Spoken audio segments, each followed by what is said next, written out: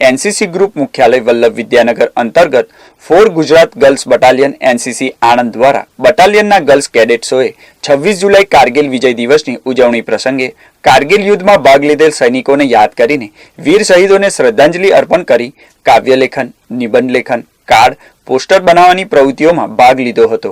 આ પ્રસંગે કારગિલ યુદ્ધ પર ટૂંકી દસ્તાવેજી ફિલ્મ બતાવવામાં પણ આવી હતી। આ કાર્યક્રમનું આયોજન ગર્લ્સ યુનિટના કમાન્ડ અધિકારીના નેતૃત્વ અને માર્ગદર્શન હેઠળ કરવામાં આવ્યું હતું। આ પ્રસંગે બટાલિયનના 300 જેટલા કેડેટ્સ 4 ગુજરાત ગર્લ્સ બટાલિયનના એએનઓ, जेसीआई, पीआई स्टाफ उपस्थित रहा था।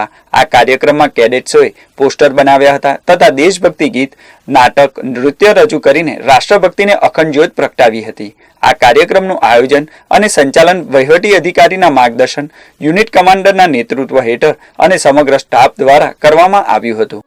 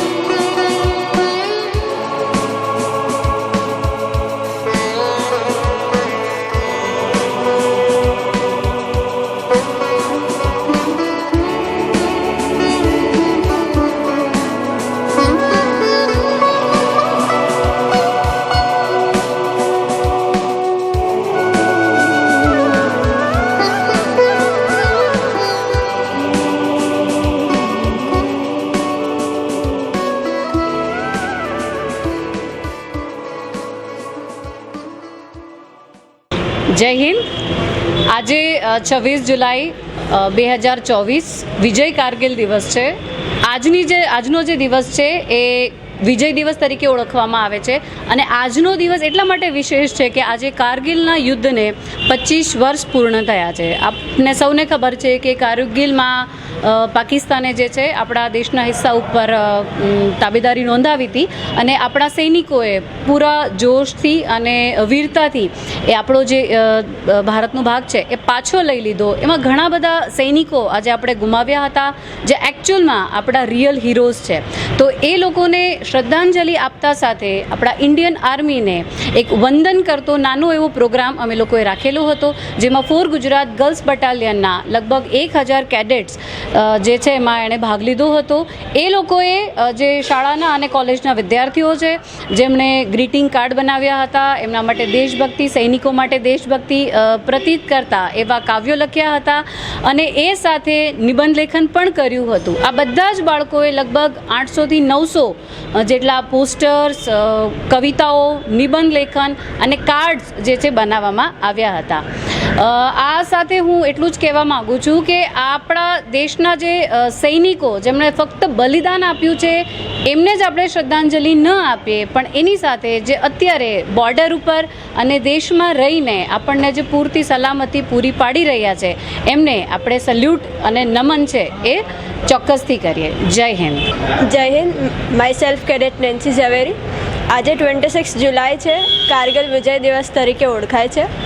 તો આજના દિવસે આપણા ઘણા બધા સૈનિક જવાન હતા જે હંમેશા અમર રહેશે, જેમને આ કારગિલ વિજય દિવસના આપણે ઓપરેશન વિજય નામનું એક ઓપરેશન કર્યું હતું, જેનાથી આપણે જીત હાસિલ કરી છે. ઇન્ડિયન આર્મી ત્યાં આગળ તોલોલિંગ છે, ત્યાં આગળ ટાઈગર હિલ છે, એ બધા પર વિજય મેળવ્યો હતો.